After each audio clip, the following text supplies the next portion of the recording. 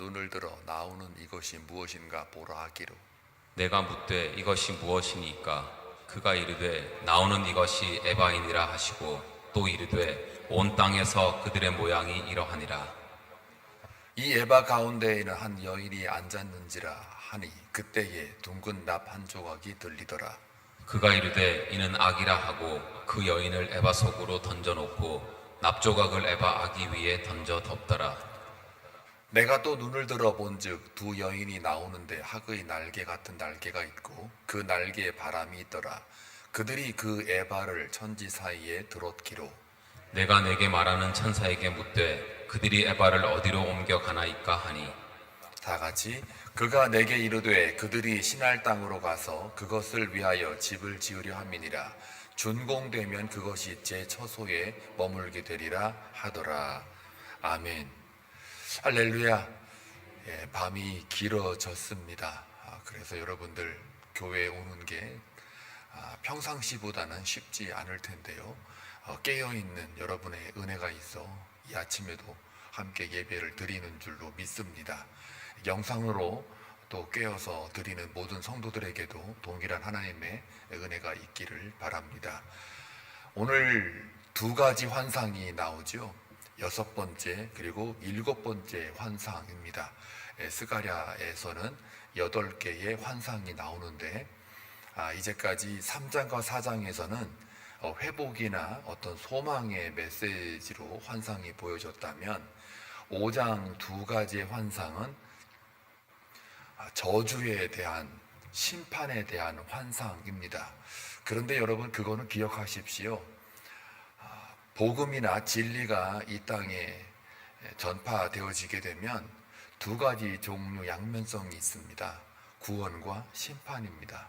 그래서 어디를 더 먼저 강조하느냐에 따라서 구원이 될 수 있고 심판이 될 수가 있습니다. 또 기쁜 소식이 될 수 있고 또 저주의 불안에 떠는 두려움의 소식이 될 수 있지요. 그러나 저와 여러분은 그리스도 안에 있는 하나님의 자녀의 권세가 있기 때문에 어떤 소리가 들려도 그것이 구원이요 기쁨이라는 것을 기억하십시오. 오늘도 두 가지 환상이 악에 대한 저주에 대해서 말씀을 하고 있기 때문에 무섭다 두렵다가 아니라 여러분은 이미 하나님의 성전으로서 예수 안에서 지어진 바 되온 자들이기 때문에 해당이 되지가 않는 거죠. 이 당시에 이스라엘의 범죄라든지 성전 재건하지 못하고 있었던 그 하나님의 경계가 그들에게 계시의 말씀으로 전달되어지는 것이라서 그러나 이제 이 말씀이 오늘 이 시대를 살아가는 우리에게 과연 나의 성전은 괜찮은가 한번 확인해 볼 필요가 있습니다. 확인하는 거지 여러분들이 나는 끝났구나, 나는 저주받은 자구나. 예, 과거에는 그랬죠. 예수 믿기 전에는 그랬어요. 그런데 그 저주를 풀어주신 분이 예수 그리스도라는 것을 오늘 이 스가랴가 받은 계시의 말씀을 통해 깨닫기를 바랍니다. 제목이 실존적인 죄인입니다. 이게 무슨 말이냐면 그냥 인간은 그 실체가 죄인이라는 거예요. 죄성이죠. 태어날 때부터 우리 인간은 죄를 가지고 태어난다. 그래서 들춰보니까 그냥 뭘 했다 하면 죄예요. 심지어 선을 행해도 그 선이 자기 잘남과 그리고 자기를 증명하거나 또 겉보기에는 선한 척하는 그런 것도 인간에게 나올 수 있다라는 거. 뭐 악을 저지르면 뭐 그냥 악이지만 가끔 선을 행하는 사람들도 보면 그것들이 잘남을 증명하는 것으로 갈 때가 많죠. 자기의 의를 쌓는 것으로 간단 말이에요. 자기 영광이죠. 자, 그래서 인간의 실체는 뭐냐 그랬을 때 죄인이다. 근데 그 죄인도 실존적인 죄인이다 라는 말을 우리가 합니다. 왜 그럴까요? 우리가 저주 아래 있기 때문이죠. 근데 그 저주가 뭘까요? 하나님 밖으로 추방된 거예요. 그러니까 선악과 따먹고 추방된 이후에 인간의 실존은 죄라는 것을 분명하게 성경은 말합니다. 그래서 죄 짓는 게 쉬워요. 여러분 경험해 보셨잖아요. 의를 행하는 게 쉬워요, 죄를 짓는 게 쉬워요? 죄는 모르다가도 짓거든요. 알다가 짓는 것도 죄지만 모르다가도 짓는단 말이에요. 의라는 거는 알다가도 하려고 하면 어려워요. 억지 써서 해도 안 되는 게 의로움이죠. 그러니까 인간이 죄 짓는 거는 참 쉬워요. 왜 그럴까요? 죄 앞에 무력하니까요. 무력하니까. 자, 그래서 죄를 다스릴 수 없다라는 게 성경이 가르치는 중요한 핵심입니다. 그래서 율법을 주시는데 그 율법을 주시는 이유가 바로 너희들이 죄가 있다라는 것을 폭로하기 위해서 율법을 주는 거예요. 그리고 우리는 율법을 지킬 수 없는데 왜 율법을 줬느냐? 바로 그거예요. 너희들이 아무것도 할 수 없다, 죄를 지을 수밖에 없는 너희들의 실존적 죄인이라는 것을 깨달아라, 죄인인 걸 알아라 라고 하기 위해서 율법을 줬단 말이에요. 그런데 오늘 이제 율법이 등장하죠. 1절에 보니까 율법이 날아다녀요. 환상을 보니까 날아가는 두루마리가 있다 그래요. 두루마리가 있는데 옛날 성경은 두루마리로 되어 있죠. 지금은 잘 재본돼 가지고 여러분들이 읽기도 쉽고, 이제는 책도 싫어가지고 이제는 오디오로 들으려고 15분 동안 듣는 것도 겨우겨우 따라가는 분들도 계시는데, 지금 듣기도 하고 보기도 하고 읽기도 하지만 옛날에는 두루마기로 이렇게 펴가지고 읽었단 말이에요. 근데 그 두루마리 율법이 막 돌아다닙니다. 어디에? 온 땅에 돌아다녀요. 그런데 2절에 보니까 이 두루마리가 이게 사이즈가 있어요. 여기 보니까 20규빗, 너비가 10규빗. 그러니까 길이가 20규빗이면 9m가 되고 너비가 10규빗이니까 4.5m가 돼요.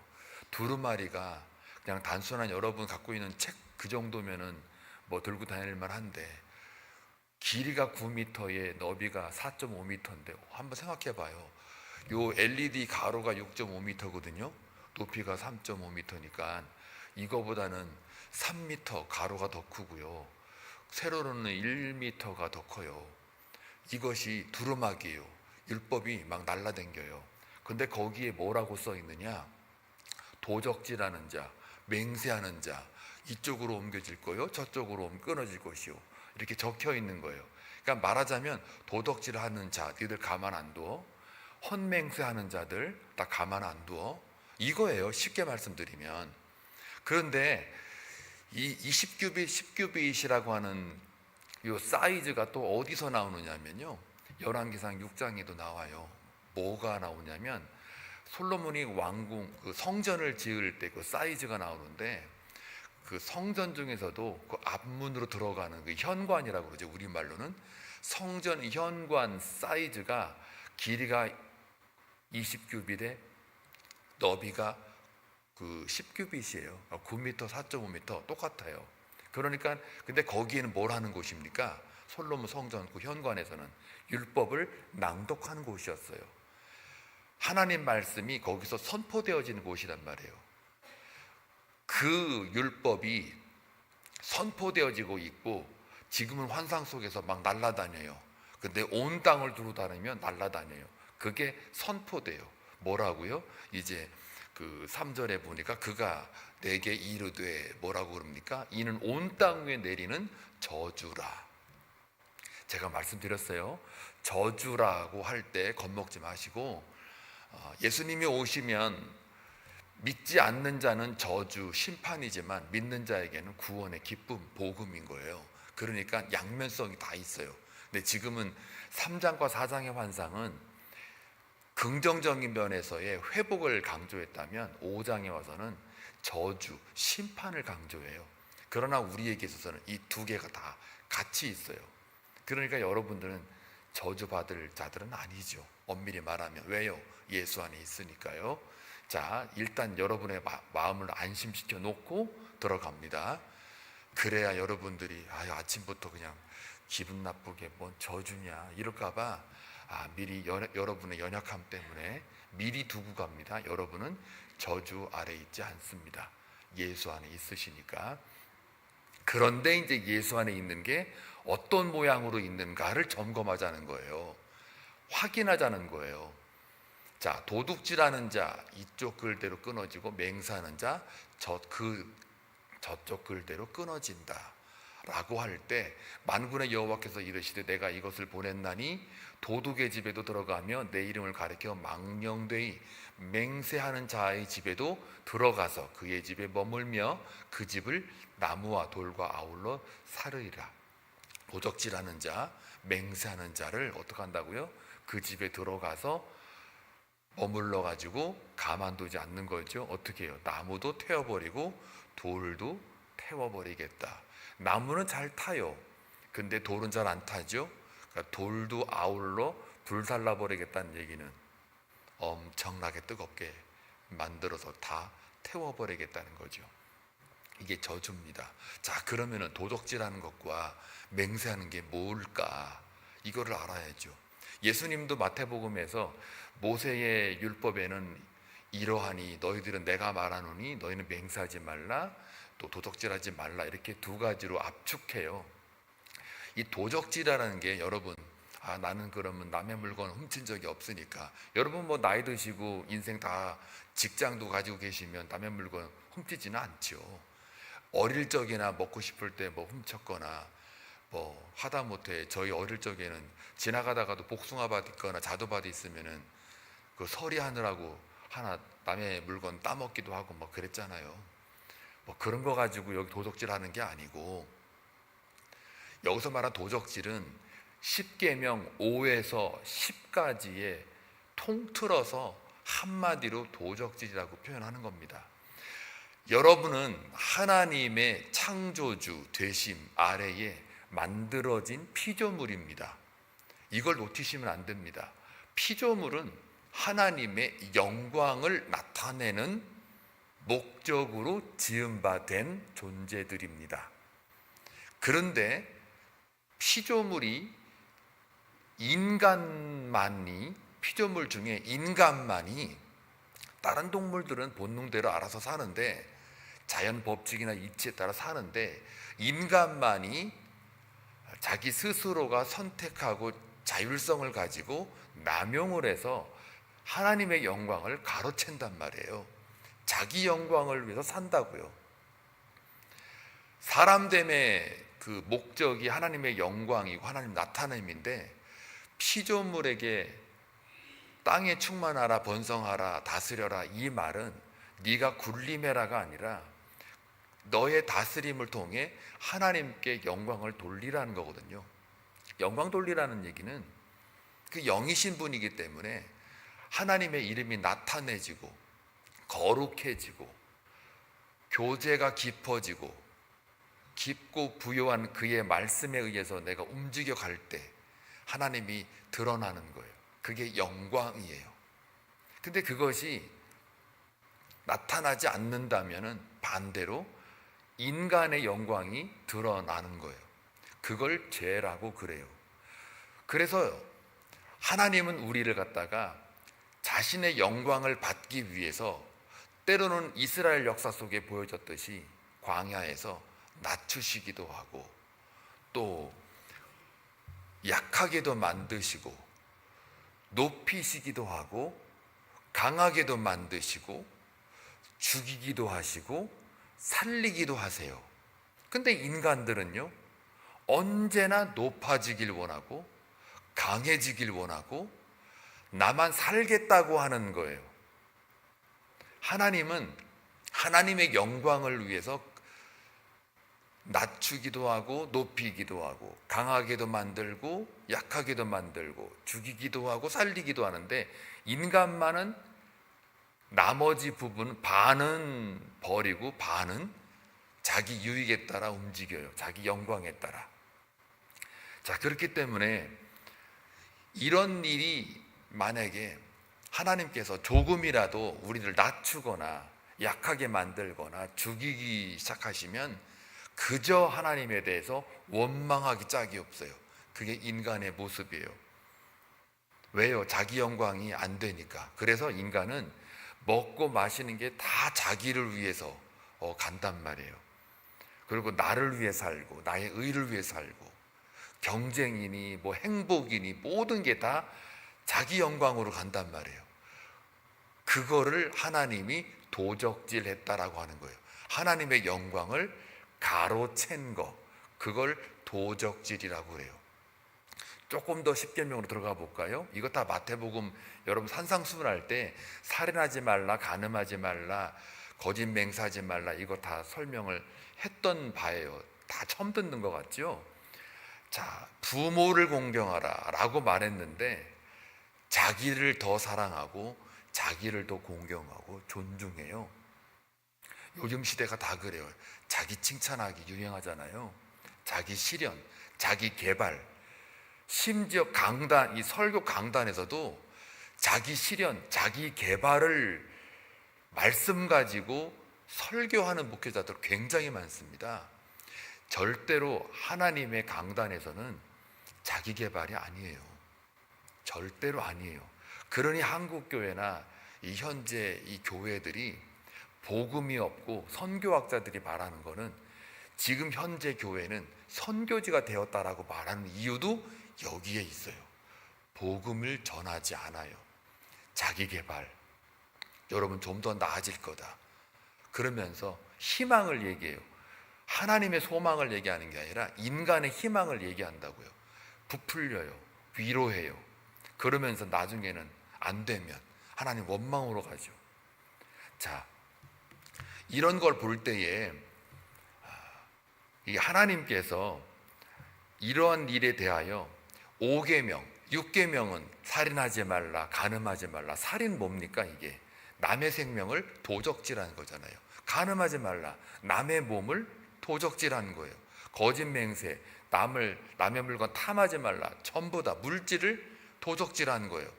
다 이게 지금 5계명부터 10계명까지 도적질에 관련된 겁니다. 또 1계명부터 4계명까지는 하나님의 이름을 망령되이 일컬어 거짓 맹세한 거, 하나님의 이름을 더럽힌 거, 자기 스스로가 할 수도 없으면서 함부로 서원하고 함부로 하나님의 이름을 자기 입에다가 담고 있는 거, 이게 다 거짓인 거예요. 하나님 앞에서 우리는 할 수 있는 게 없어요. 하나님 앞에서는. 그런데 우리는 마치 할 수 있는 것처럼 자기 의의를 드러내는 것, 이게 다 뭐예요? 도적질이라고 하는 거고 맹세하지 말란 거예요.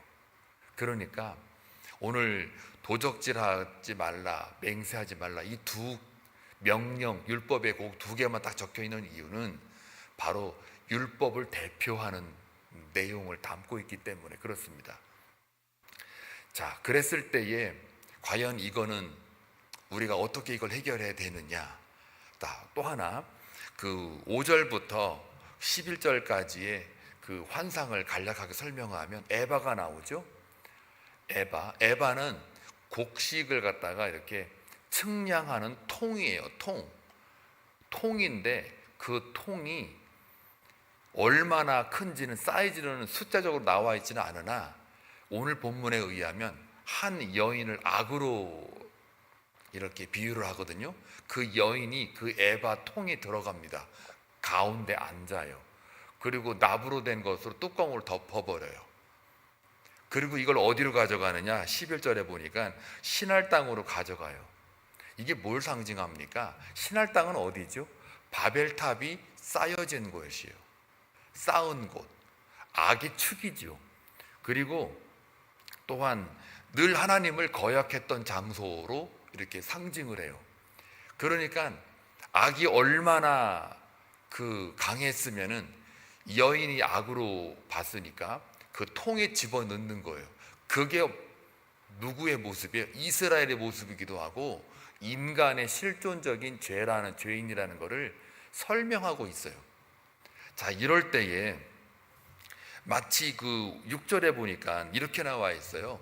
내가 묻되 이것이 무엇이니까 그가 이르되 나오는 이것이 에반이라 하시고 또 이르되 온 땅에서 그들의 모양이 이러하니라.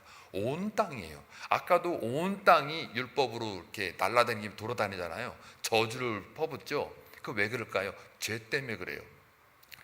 5절부터 12절까지도 지금 6절에 말씀한 바와 같이 온 땅에 그들의 모양이 이러하다. 에바, 이게 한 여인이 들어갈 정도로 크단 말이에요. 거기다가 죄를 다 담아가지고 신할 땅으로 옮겨지는 거니까 그만큼 저주 아래 있다라는 얘기를 하고 있어요.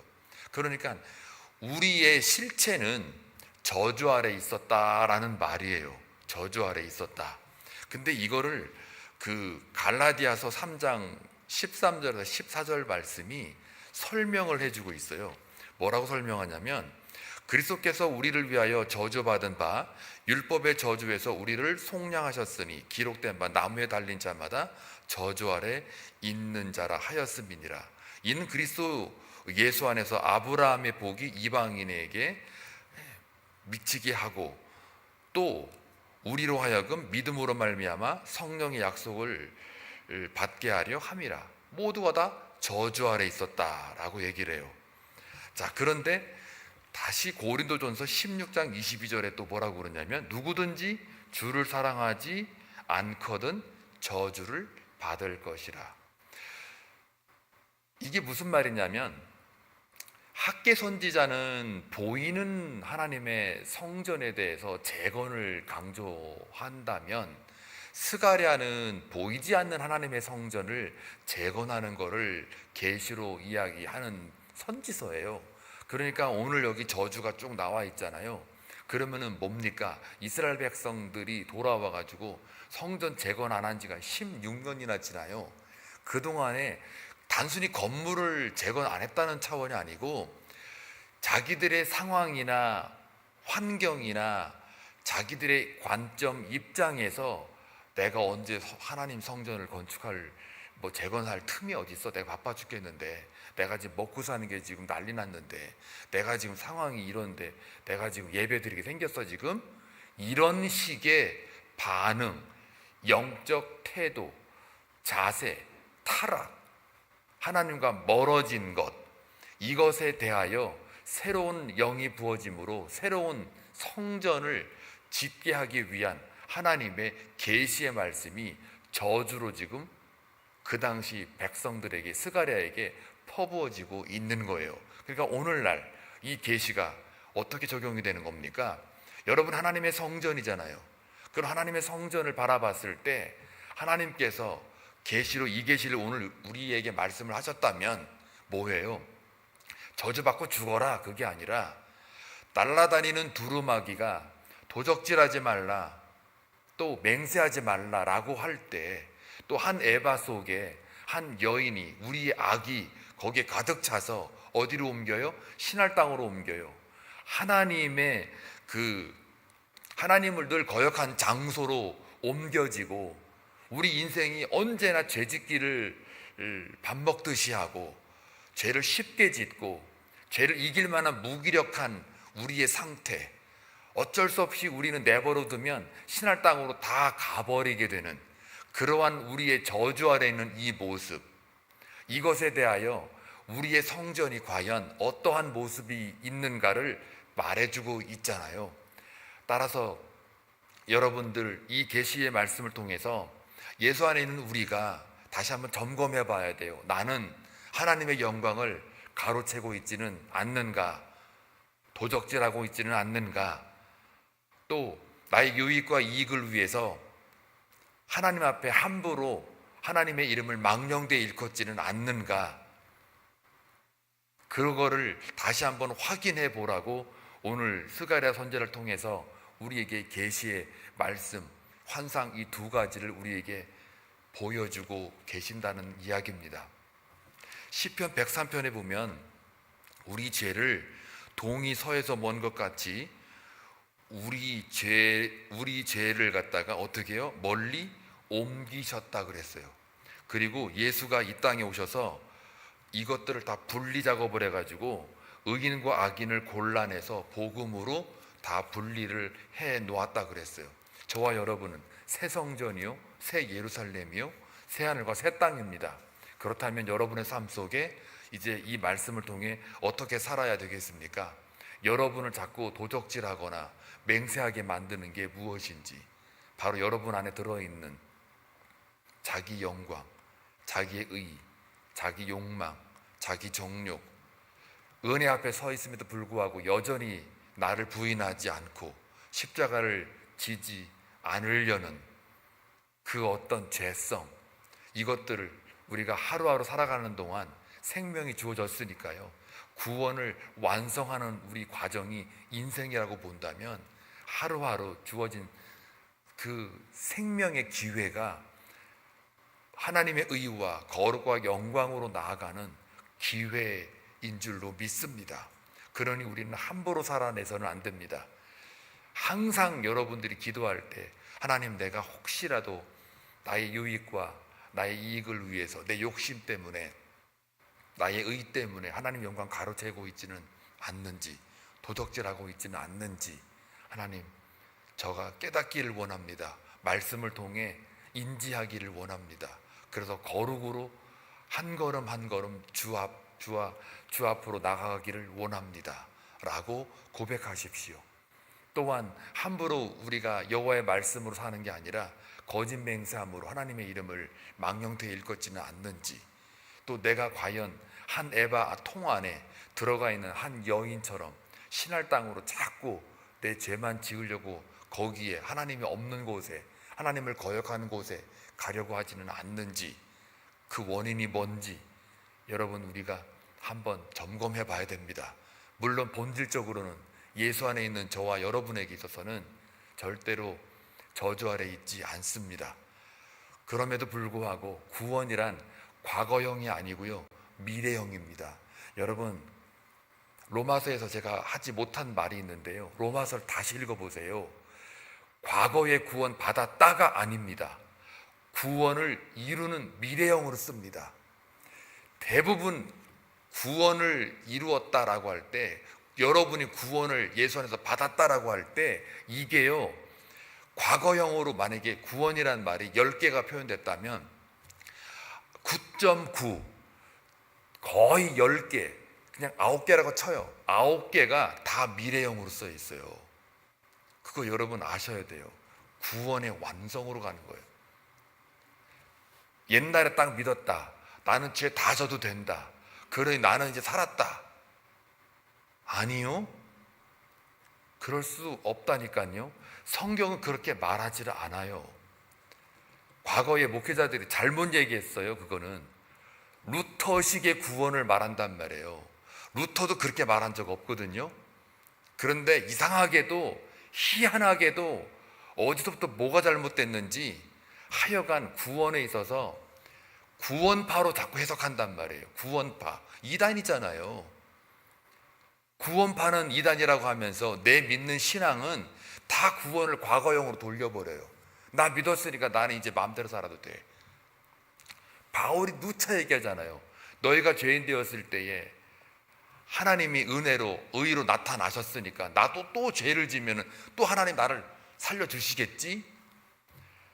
하나님을 그렇게 함부로, 그 엄청난 위대한 그 영원한 하나님을 우리가 함부로 말해서는 안 돼요.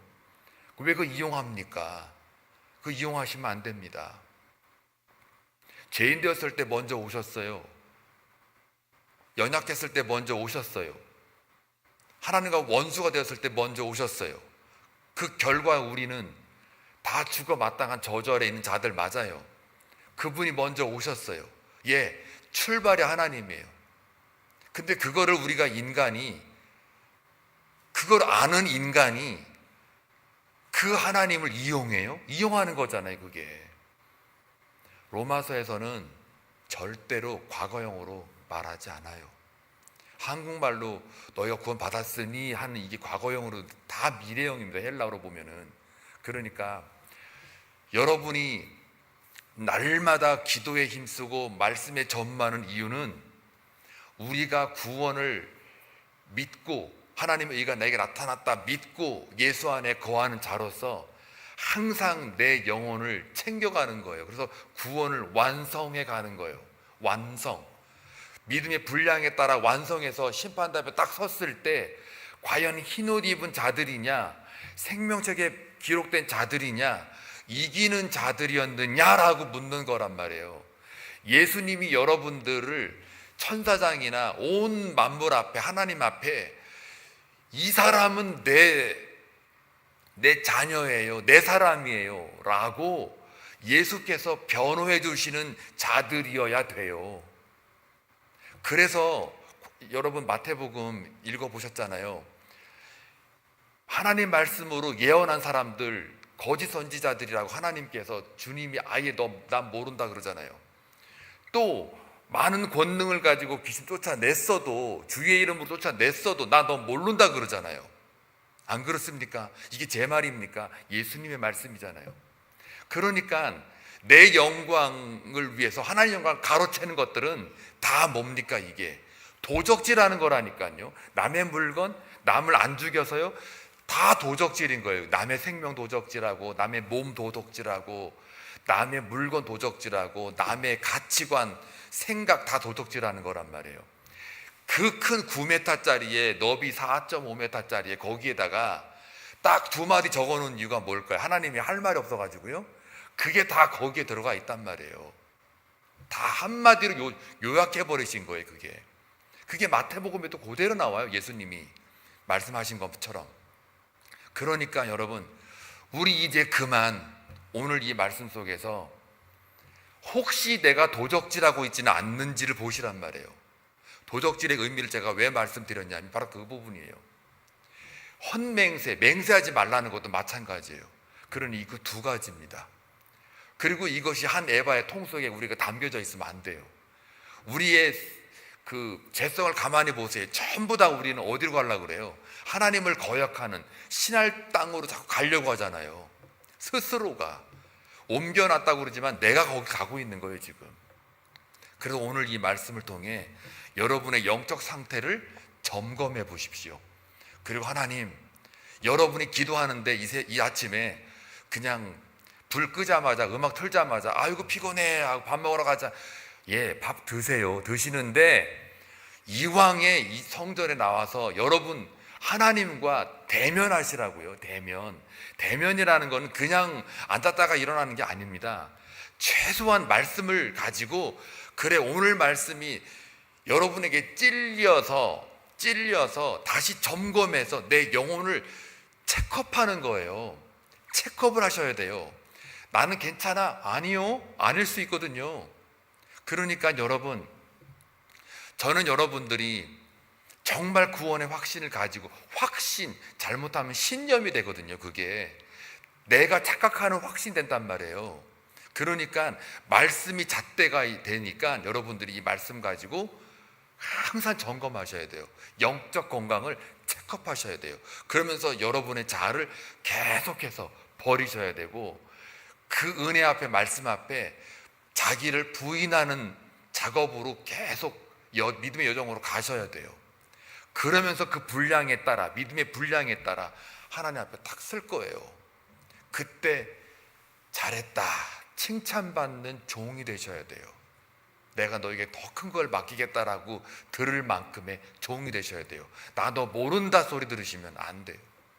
그래서 여러분, 오늘 이 새벽에도 딱 말씀을 묵상하셨으면, 말씀을 들었으면 여러분의 영혼을 한번 점검하세요. 하나님, 내가 혹시 나도 모르게 하나님의 이름을 더럽히진 않았는지, 헛맹세하진 않았는지, 나를 위해서만 살고 있진 않았는지, 하나님을 위해서 내가 산다고 말하지만 나를 위해서, 내 영광을 위해 살아가진 않았는지, 그거 따지자면요, 회개할 거리가 무수히 쏟아져 나올 거예요. 왜? 우리는 쏟아질 수밖에 없는 실존적 죄인이니까요. 그거 쏟아내도요, 또 내일 또 생겨요. 그럼 내일 또 쏟아내야 돼요. 또 매일매일 영적 샤워하셔야 돼요. 말씀으로, 기도로. 그래서 기도는 하나님의 뜻을 구하는 거지 내 뜻을 관철시키는 게 아닙니다. 본질적으로 그렇습니다. 나중에 내 기도 관철되는 거, 그건 하나님이 주권 속에 내 삶을 주장하셔서, 그래 네가 원하는 게 내 뜻과 일치해 했을 때 하나님이 부어준단 말이에요. 솔로몬의 지혜를 구하는 게 바로 그거거든요. 솔로몬이 지혜를 구할 때는 이 벌써 하나님께서 솔로몬의 마음과 하나님의 마음이 같아요. 그건 연합이거든요. 그러니 여러분들이 하나님과 주 안에서 연합이 되잖아요. 그러면 여러분이 하는 기도가 다 들어지는 거예요. 안 들어지는 이유는 딱 하나밖에 없어요. 하나님의 뜻이 아니니까요. 아닐 수 있거든요. 하나님을 위해서 하나님께서 영광, 그분이 당신께서 영광을 받으시기 위해서 우리들을 낮추신다니까요. 때로는 높이시기도 한다니까요. 강하게도 만든다니까요. 약하게도 만들어요. 고생 칙싸게 하기도 만들어요. 그러나 행복하게도 만들어요. 죽이기도 하고 살리기도 해요. 왜? 뭐 때문에요? 영광, 그분의 영광 받으시려고. 그러니까 여러분, 우리 예수 안에 있는 자들은 적어도 낮출 때나 높아질 때나 강할 때나 약할 때나 죽을 때나 살을 때나 다 어떻게 해요? 똑같아요. 이게 똑같아야 돼요. 그게 진짜 그리스도인입니다. 여러분, 우리 한빛 성도들은 진짜 그리스도인이 돼서 디바인 라이트, 이름값하며 오늘도 이 새벽에 여러분 기도하실 때 하나님의 영광 절대로 도적질하지 않겠습니다 하고, 혹시 도적질한 거 생각나시거든 다 회개하세요. 다 쏟아내세요. 그거 쏟아내는 것만도 최소한 10분은 넘습니다. 여러분, 저도 10분이 넘어요. 그러니 쏟아내고 육의 강건함도 세우십시오. 아멘. 예, 기도합니다. 고맙고 자비로우신 아버지 하나님, 오늘 이 새벽에 주님 앞에 나와 주님의 말씀을 들을 때 우리의 마음이 찔리기도 하고 또 죄스럽기도 하고 또 거룩하지 못한 우리의 모습을 발견하게 됩니다.